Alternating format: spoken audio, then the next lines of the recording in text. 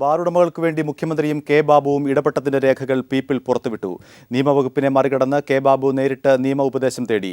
നിലവാരമില്ലാത്ത ബാറുകൾ പൂട്ടണമെന്ന എജിയുടെ നിയമോപദേശം മുഖ്യമന്ത്രി തിരിച്ചയച്ചു. സംസ്ഥാനത്ത് ബാറുകൾ പൂട്ടുന്നതിലും ആനുകൂല്യം നൽകുന്നതിലും മുഖ്യമന്ത്രി ഉമ്മൻചാണ്ടിയും എക്സൈസ് മന്ത്രി കെ ബാബുവും ഇടപെട്ടതിന്റെ തെളിവുകളാണ് ഇപ്പോൾ പുറത്തുവന്നത്. മാർച്ച് 4-ാം തീയതിയായിരുന്നു നിലവാരമില്ലാത്ത ബാറുകൾ പൂട്ടണമെന്ന ജസ്റ്റിസ് രാമചന്ദ്രൻ നായർ കമ്മീഷന്റെ റിപ്പോർട്ട് വന്നത്. തൊട്ടടുത്ത ദിവസം തന്നെ നിലവാരമില്ലാത്ത ബാറുകൾ പൂട്ടണമെന്ന കോടതി വിധിയും വന്നു. കോടതി വിധിയുടെ അടിസ്ഥാനത്തിൽ ബാറുകളുടെ കാര്യത്തിൽ നയം രൂപീകരിക്കണമെന്നും നിയമോപദേശം തേടണമെന്നും എക്സൈസ് കമ്മീഷണർ ആവശ്യപ്പെട്ടു. എന്നാൽ നിയമവകുപ്പിനെ സമീപിക്കാതെ മാർച്ച് 15-ാം തീയതി എക്സൈസ് മന്ത്രി കെ ബാബു നേരിട്ട് എജിയോട് നിയമോപദേശം തേടി. ഇതിന്റെ അടിസ്ഥാനത്തിൽ മാർച്ച് 17-ാം തീയതി എജി എക്സൈസ് മന്ത്രിക്ക് നിയമോപദേശം നൽകി. നിലവാരമില്ലാത്ത ബാറുകൾക്ക് ലൈസൻസ് പുതുക്കി നൽകേണ്ട എന്നതായിരുന്നു നിയമോപദേശം. മാർച്ച് 19-ാം തീയതി എജി മുഖ്യമന്ത്രിക്കും ഇതേ നിയമോപദേശം നൽകി. എന്നാൽ മുഖ്യമന്ത്രി ഈ ഫയൽ തിരിച്ചയക്കുകയായിരുന്നു. പുതിയ നിയമോപദേശം നൽകാനും അദ്ദേഹം എജിയോട് ആവശ്യപ്പെട്ടു. ഇതിന്റെ അടിസ്ഥാനത്തിൽ മാർച്ച് 20-ാം തീയതി 418 ബാറുകളിൽ നിലവാരമില്ലാത്ത ബാറുകൾക്ക് താൽക്കാലിക അംഗീകാരം നൽകാമെന്നും ഇതിനായി ബാറുകൾക്ക് സാവകാശം നൽകാമെന്നും എജിയുടെ പുതിയ നിയമോപദേശം വന്നു. ഈ ഫയലാണ് മുഖ്യമന്ത്രി പിന്നീട് മന്ത്രിസഭാ യോഗത്തിലും വെച്ചത്. ഇതേ ഫയൽ തന്നെയായിരുന്നു ധനമന്ത്രി കെ എം മാണിയും കാണണമെന്ന് നിരവധി തവണ ആവശ്യപ്പെട്ടതും. ബാറുടമകൾക്കായി മുഖ്യമന്ത്രിയും എക്സൈസ് മന്ത്രി കെ ബാബുവും ഇടപെട്ടതിന്റെ വ്യക്തമായ തെളിവുകളാണ് ഇപ്പോൾ പുറത്തു വന്നിരിക്കുന്നത്. ഈ പുതിയ തെളിവുകൾ പുറത്തുവന്ന സാഹചര്യത്തിൽ ആഭ്യന്തരമന്ത്രി രമേശ് ചെന്നിത്തല ധനമന്ത്രി കെ എം മാണിയുമായി കൂടിക്കാഴ്ച നടത്തി. ധനമന്ത്രിയുടെ ഔദ്യോഗിക വസതിയിലെത്തിയായിരുന്നു കൂടിക്കാഴ്ച.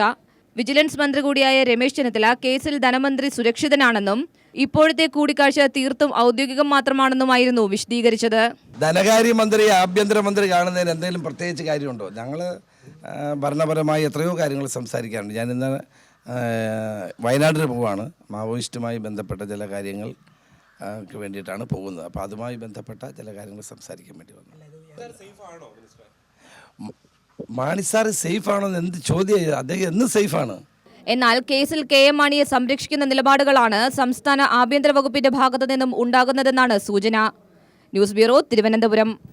എക്സൈസുമായി ബന്ധപ്പെട്ട വിഷയത്തിൽ കെ എം മാണി എങ്ങനെ ബലിയാടായെന്ന് ആന്റണി രാജു ചോദിച്ചു. ഇക്കാര്യത്തിൽ കെ ബാബു മറുപടി പറയണമെന്നും ആന്റണി രാജു പറഞ്ഞു. മുഖ്യമന്ത്രി എജിയുടെ നിയമോപദേശം തിരിച്ചയച്ചത് എന്തിനാണെന്നും ഗൂഢാലോചനയുമായി ബന്ധപ്പെട്ട സത്യാവസ്ഥ പുറത്തുവരുമെന്നും ആന്റണി രാജു പീപ്പിൾ ടിവിയുടെ ന്യൂസ് ആൻഡ് വ്യൂസിൽ പറഞ്ഞു. സ്വാഭാവികമായിട്ട് അതാത് വകുപ്പുകളിലുമായി ബന്ധപ്പെട്ട വിഷയങ്ങൾക്ക് മറുപടി പറയേണ്ടത് അതാത് വകുപ്പുകളിൽ. തീർച്ചയായിട്ടും ഈ കാര്യത്തിൽ എക്സൈസ് വകുപ്പുമായി ബന്ധപ്പെട്ട മന്ത്രി തന്നെയാണ് മറുപടി പറയേണ്ടതെന്നാണ് ശ്രീ ആന്റണി രാജു പറഞ്ഞിരിക്കുന്നത് എന്ന് തന്നെയാണ് പറഞ്ഞിരിക്കുന്നത്. അതാണ് ബ്രേക്കിംഗ്. കെ എം മാണിക്കെതിരെ കേസെടുത്തതിൽ കേരള കോൺഗ്രസ് തർക്കം മുറുകുന്നു. കേരള കോൺഗ്രസ് പാർലമെന്ററി പാർട്ടി യോഗത്തിൽ കോൺഗ്രസിന് നേരെ രൂക്ഷ വിമർശനമാണ് ഉണ്ടായത്. കോൺഗ്രസ് പിന്തുണയെക്കുറിച്ചുള്ള ചോദ്യങ്ങളോട് നേതൃത്വം പ്രതികരിച്ചില്ല. നിയമസഭാ സമ്മേളനം നടക്കുന്നതിനിടെ മാണിക്കെതിരെ കേസെടുത്തതിൽ ഗൂഢാലോചനയുണ്ടെന്നാണ് കേരള കോൺഗ്രസിന്റെ വിമർശനം. മദ്യനയത്തിൽ ബാറുടമകൾക്ക് വേണ്ടി ഇടപെട്ടത് മുഖ്യമന്ത്രിയും എക്സൈസ് മന്ത്രി കെ ബാബുവുമാണെന്നും നേതൃത്വം വിമർശിക്കുന്നു. കോൺഗ്രസിലെ രണ്ട് ഗ്രൂപ്പുകളും മാണിയെ ദ്രോഹിച്ചു. ആരോപണങ്ങൾക്കും കേസിനും പിന്നിൽ ഗൂഢാലോചനയുണ്ടെന്നും പാർലമെന്ററി പാർട്ടി സമ്മേളനത്തിൽ വിമർശനമുയർന്നു. അതേസമയം കോൺഗ്രസിനെതിരെ പരസ്യമായ പ്രതികരണം വേണ്ടെന്നാണ് പാർട്ടി നിലപാട്. അത് രാഷ്ട്രീയ ഗൂഢാലോചനയുടെയോ പിന്തുണയുടെ വിഷയങ്ങളൊന്നും അല്ലല്ലോ ഇപ്പം ചർച്ച ചെയ്യുന്നത്. രാഷ്ട്രീയ ഗൂഢാലോചനയൊന്നും ഞങ്ങളിപ്പം ഒരു നിഗമനത്തിൽ എത്തിയിട്ടില്ലല്ലോ. ഒന്നുമില്ല, അങ്ങനെയുള്ള നിലപാടൊന്നുമില്ല. അതല്ലേ ഞങ്ങൾ പറഞ്ഞത്. ഇന്ന് മുഖ്യമന്ത്രിയും ഇന്ന് ആഭ്യന്തരമന്ത്രിയും കെ എം മാണി സാറ് ഈ വിഷയത്തിൽ രാജിവെക്കേണ്ട ഒരു പ്രശ്നമില്ലെന്ന് പറഞ്ഞു. ഞങ്ങളുടെ പാർട്ടിയുടെ പാർലമെന്ററി പാർട്ടിയുടെ നിലപാട് വളരെ ശക്തമായിട്ട് ആ നിലപാട് തന്നെയാണ്. വേറൊന്നുമില്ല. മാണിക്കെതിരെ കേസെടുക്കുന്നതിന് അനുകൂലിച്ചും പ്രതികൂലിച്ചും നിയമോപദേശങ്ങൾ കിട്ടിയിരുന്നു. ഈ സാഹചര്യത്തിൽ എജിയുടെ നിയമോപദേശം തേടാതിരുന്നതിലും കേരള കോൺഗ്രസിന് അതൃപ്തിയുണ്ട്. News bureau, Thiruvananthapuram. K M മാണിക്കെതിരെ ഗൂഢാലോചന നടത്തിയവരെ അറിയാമെന്ന് പി സി ജോർജ്. UDF നേതാക്കളുടെ പങ്ക് തള്ളിക്കളയാനാവില്ലെന്നും പി സി ജോർജ് പറഞ്ഞു. സാധ്യത ഒന്നും തള്ളിക്കളയുന്നില്ല. ഞാൻ പറഞ്ഞല്ലോ, ഞങ്ങൾ ആ ഗൂഢാലോചനയെ പറ്റി അത് പറയാൻ എനിക്ക് അധികാരമില്ല. കാരണം ഏത് ഭാഗത്തു നിന്നാണ് ഗൂഢാലോചന നടന്നത് എന്ന് പറയാൻ അവകാശമില്ല. കാരണം party deputy chairman CF Thomas, അതുപോലെ തന്നെ ഏറ്റവും സമ്പന്നനായ TS ജോൺ, മുൻ സ്പീക്കർ മുൻ മന്ത്രി TS ജോൺ സാർ, ഇവരൊക്കെ ചേർന്ന ഒരു കമ്മിറ്റി ഞങ്ങൾ വെച്ചിരിക്കുകയാണ്. ആ കമ്മിറ്റിയാണ് റിപ്പോർട്ട് തരേണ്ടത്. ആ കമ്മിറ്റി റിപ്പോർട്ട് ഫൈനലാണ്. അവർ റിപ്പോർട്ട് വരുന്നിടം വരെ ആര് ഗൂഢാലോചന നടത്തിയെന്ന് പറയാൻ എനിക്കോ മറ്റാർക്കെങ്കിലും അധികാരമില്ല. ബാർ കോഴക്കേസിൽ മന്ത്രി കെ.എം. മാണി രാജിവെക്കണമെന്നാവശ്യപ്പെട്ടുള്ള പ്രതിപക്ഷത്തിന്റെ കടുത്ത പ്രതിഷേധത്തെ തുടർന്ന് നിയമസഭ ഇന്നത്തേക്ക് പിരിഞ്ഞു.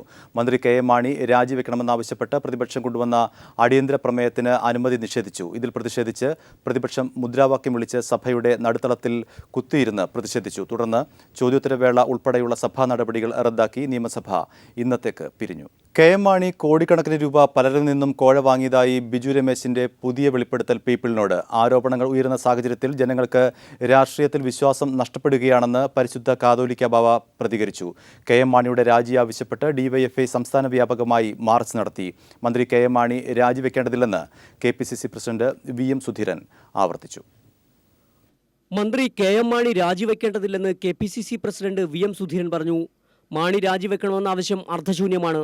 ബാർ കോഴക്കേസിൽ എഫ്ഐആർ രജിസ്റ്റർ ചെയ്തത് സാധാരണ നിയമ നടപടി മാത്രമാണെന്നും സുധീരൻ വ്യക്തമാക്കി. അതേസമയം മാണി കൂടുതൽ പേരിൽ നിന്ന് കോടിക്കണക്കിന് രൂപ കോഴ വാങ്ങിയതായി ബിജു രമേശ് പീപ്പിളിനോട് വെളിപ്പെടുത്തി. ഞങ്ങളിൽ നിന്ന് മാത്രമല്ല പല സംഘടനകളിൽ നിന്നും ഈ മാർച്ച് മാസം കോടികൾ പിരിച്ചിട്ടുണ്ട്. അത് ഞങ്ങളുടെ സംസ്ഥാന എക്സിക്യൂട്ടീവ് കമ്മിറ്റിയിൽ മറ്റേ കൃഷകർ 10 കോടി വാങ്ങിച്ചു എന്ന് അവർ അതിനകത്ത് സംസാരിക്കുന്നത് ഞങ്ങൾ കേട്ടതാണ്. സ്വർണ്ണ വ്യാപാരം നടത്തുന്നവരിൽ നിന്ന് 10 കോടി രൂപ മാർച്ചിൽ വാങ്ങിയെന്ന് അവർ പറയുന്ന കേട്ടതാണ്. ബേക്കറിക്കാരിൽ നിന്ന് അവർക്ക് ടാക്സ് കുറച്ചു കൊടുക്കാമെന്ന് പറഞ്ഞ് 2 കോടി മേടിച്ചു, കുറച്ചൊന്നും കൊടുത്തില്ല. മാണി കോഴ വാങ്ങിയെന്ന് ദൂരെ ഇരുന്ന് പറയാൻ സാധിക്കില്ലെന്ന് പരിശുദ്ധ കത്തോലിക്ക ബാവ പറഞ്ഞു. തെളിവ് കൊണ്ടുവന്നാൽ തള്ളാനാവില്ല. ആരോപണങ്ങൾ ഉയരുന്ന സാഹചര്യത്തിൽ ജനങ്ങൾക്ക് രാഷ്ട്രീയത്തിൽ വിശ്വാസം നഷ്ടപ്പെടുകയാണെന്നും പരിശുദ്ധ കാത്തോലിക്ക ബാവ പറഞ്ഞു. രാഷ്ട്രീയ പാർട്ടികളിലുള്ള വിശ്വാസം ജനങ്ങൾക്ക് നഷ്ടപ്പെട്ടുകൊണ്ടിരിക്കുന്ന ഒരു കാലമാണെന്നാണ് എൻ്റെ പൊതുവിലുള്ള വികാരം. കോഴ ഉണ്ടോ ഇല്ലയോ നമുക്കറിയാൻ മേല. പക്ഷേ ജനങ്ങൾക്ക് രാഷ്ട്രീയ കാര്യങ്ങളിൽ ഇങ്ങനെയൊക്കെ നടക്കുമ്പോൾ അവരെ സ്തംഭിച്ചു നിൽക്കുക എന്നല്ലാതെ അവർക്ക് എന്ത് ചെയ്യാൻ പറ്റും? മാണി രാജിവെക്കുന്നതാണ് അഭികാമ്യമെന്ന് കെ.ആർ. ഗൗരിയമ്മയും അഭിപ്രായപ്പെട്ടു. ഇതിനിടെ മാണി രാജിവെക്കണമെന്നാവശ്യപ്പെട്ട് ഡിവൈഎഫ്ഐ പ്രവർത്തകർ നിയമസഭയിലേക്ക് മാർച്ച് നടത്തി. നിയമസഭയ്ക്ക് സമീപം പോലീസ് മാർച്ച് തടഞ്ഞു. മാണിയുടെ രാജി ആവശ്യപ്പെട്ട് ബി.ജെ.പിയും മാർച്ച് സംഘടിപ്പിച്ചു. ഇതിനിടെ മദ്യനയം വൈകാരിക തീരുമാനമല്ലെന്ന് മുഖ്യമന്ത്രി ഉമ്മൻചാണ്ടി പറഞ്ഞു. മദ്യനയം വിജയകരമായി പൂർത്തിയാക്കുമെന്നും മുഖ്യമന്ത്രി വ്യക്തമാക്കി. ഘട്ടം ഘട്ടമായി മദ്യനിരോധനം, അത് ആ ഘട്ടത്തിന് തീയതി നിശ്ചയിച്ചു, അതിനൊന്നും മാറ്റമില്ല. വിവിധ ന്യൂസ് ബ്യൂറോകൾക്കൊപ്പം ന്യൂസ് ഡെസ്ക്. ശാരദ ചിട്ടി തട്ടിപ്പ് കേസിൽ പശ്ചിമബംഗാൾ ഗതാഗത മന്ത്രിയും തൃണമൂൽ കോൺഗ്രസ് നേതാവുമായ മദൻ മിത്രയെ CBI അറസ്റ്റ് ചെയ്തു. പശ്ചിമബംഗാൾ മുഖ്യമന്ത്രി മമതാ ബാനർജിയുടെ അടുത്ത അനുയായിയാണ് മദൻ മിത്ര. ശാരദ ചിട്ടി ഉടമ സുദീപ് ദാസനുമായി അടുത്ത ബന്ധമുണ്ടെന്ന് കണ്ടെത്തിയതിനെ തുടർന്നാണ് മദൻ മിത്രയെ CBI ചോദ്യം ചെയ്തത്. പിന്നീട് ഇയാളെ അറസ്റ്റ് ചെയ്തു. ശാരദ ഗ്രൂപ്പ് സംഘടിപ്പിച്ച പരിപാടികളിൽ നിരവധി തവണ മദൻ മിത്ര പങ്കെടുത്തിരുന്നതായി CBI കണ്ടെത്തി. ശാരദ ചിട്ടി തട്ടിപ്പ് കേസിൽ അറസ്റ്റിലാകുന്ന തൃണമൂൽ കോൺഗ്രസിന്റെ ഏറ്റവും ഉന്നതനായ നേതാവാണ് മദൻ മിത്ര. തൃണമൂൽ എംപിമാരായ കുനാൽ ഘോഷ്, ശ്രിൻജോയ് ബോസ് എന്നിവരെ നേരത്തെ CBI അറസ്റ്റ് ചെയ്തിരുന്നു. മദൻ മിശ്ര കൂടി അറസ്റ്റിലായതോടെ അന്വേഷണം പശ്ചിമബംഗാൾ മുഖ്യമന്ത്രി മമതാ ബാനർജിയിലേക്ക് നീളുമെന്ന കാര്യം ഉറപ്പായി. മമതാ ബാനർജി ശാരദ ചിട്ടി ഉടമ സുദീപ് ദാസനുമായി കൂടിക്കാഴ്ച നടത്തിയിരുന്നതായി അറസ്റ്റിലായ കുനാൽ ഘോഷ് CBIക്ക് നേരത്തെ മൊഴി നൽകിയിരുന്നു. മമതാ ബാനർജി റെയിൽവേ മന്ത്രിയായിരുന്ന സമയത്ത് ശാരദ ഗ്രൂപ്പുമായി നിരവധി ഇടപാടുകൾ നടത്തിയിരുന്നതായി CBI കണ്ടെത്തിയിരുന്നു. News bureau, Delhi. അയോധ്യയിൽ ഉടൻ രാമക്ഷേത്രം പണിയണമെന്ന് ഉത്തർപ്രദേശ് ഗവർണർ രാം നായിക് പ്രസ്താവനയ്ക്കെതിരെ വിവിധ രാഷ്ട്രീയ കക്ഷികൾ രംഗത്തെത്തി. എന്നാൽ BJPയും ശിവസേനയും ഗവർണറുടെ പ്രസ്താവനയെ പിന്തുണച്ചു. ഫൈസിയാബാദിലെ അബാദ് യൂണിവേഴ്സിറ്റിയിൽ നടന്ന ബിരുദദാന ചടങ്ങിലാണ് ഗവർണർ വിവാദ പ്രസ്താവന നടത്തിയത്. അയോധ്യയിൽ എത്രയും പെട്ടെന്ന് രാമക്ഷേത്രം പണിയണം. അത് രാജ്യത്തെ പൗരന്മാരുടെ ആഗ്രഹമാണ്. ആ ആഗ്രഹം ഉടൻ തന്നെ സഫലമാക്കേണ്ടതുണ്ടെന്നും ഗവർണർ ചടങ്ങിൽ പ്രസംഗിച്ചു. പ്രസംഗം വിവാദമായതിനു ശേഷം മാധ്യമങ്ങളോട് സംസാരിച്ചപ്പോഴും ഗവർണർ അതേ നിലപാടിൽ ഉറച്ചുനിന്നു. വിവിധ രാഷ്ട്രീയ കക്ഷികൾ ഗവർണറുടെ പ്രസ്താവനക്കെതിരെ പ്രതിഷേധവുമായി രംഗത്തെത്തി. വിവാദ പ്രസംഗം നടത്തിയ ഗവർണറെ പുറത്താക്കാൻ രാഷ്ട്രപതിയോട് അഭ്യർത്ഥിക്കുമെന്ന് JDU വ്യക്തമാക്കി. ഉത്തരവാദിത്തപ്പെട്ട ഒരു സ്ഥാനത്തിരിക്കുന്ന വ്യക്തിയുടെ ഭാഗത്തു നിന്നും ഉണ്ടാകാൻ പാടില്ലാത്തതാണ് സംഭവിച്ചതെന്ന് സമാജ്വാദി പാർട്ടി പ്രതികരിച്ചു. അപക്വമായ പ്രസ്താവനയാണ് ഗവർണർ നടത്തിയതെന്നായിരുന്നു BSP നേതാവ് മായാവതി പ്രതികരിച്ചത്. അതേസമയം ഗവർണറുടെ പ്രസ്താവനയെ അനുകൂലിച്ച് BJPയും ശിവസേനയും രംഗത്തെത്തി. ഗവർണർ പറഞ്ഞതിൽ തെറ്റില്ലെന്ന് BJP ദേശീയ സെക്രട്ടറി സിദ്ധാർത്ഥ് നാഥ് സിംഗ് വ്യക്തമാക്കി. കഴിഞ്ഞ മാസം അയോധ്യ സന്ദർശിച്ച റാം നായിക് 5 വർഷത്തിനുള്ളിൽ പ്രധാനമന്ത്രി നരേന്ദ്രമോദി അയോധ്യ പ്രശ്നത്തിന് പരിഹാരം കാണുമെന്ന പ്രസ്താവനയും നടത്തിയിരുന്നു. RSS അധ്യക്ഷൻ മോഹൻ ഭഗവതിനെ ഗവർണർ വിരുന്നിന് ക്ഷണിച്ചതും നേരത്തെ വിവാദമായിരുന്നു.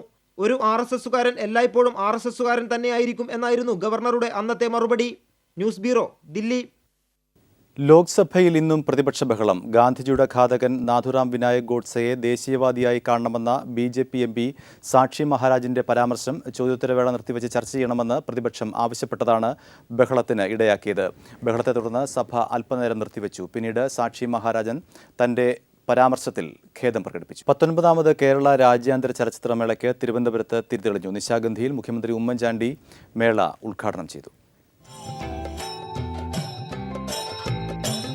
തലസ്ഥാനത്തിന് ഇനി ചലച്ചിത്രോത്സവത്തിന്റെ നാളുകൾ.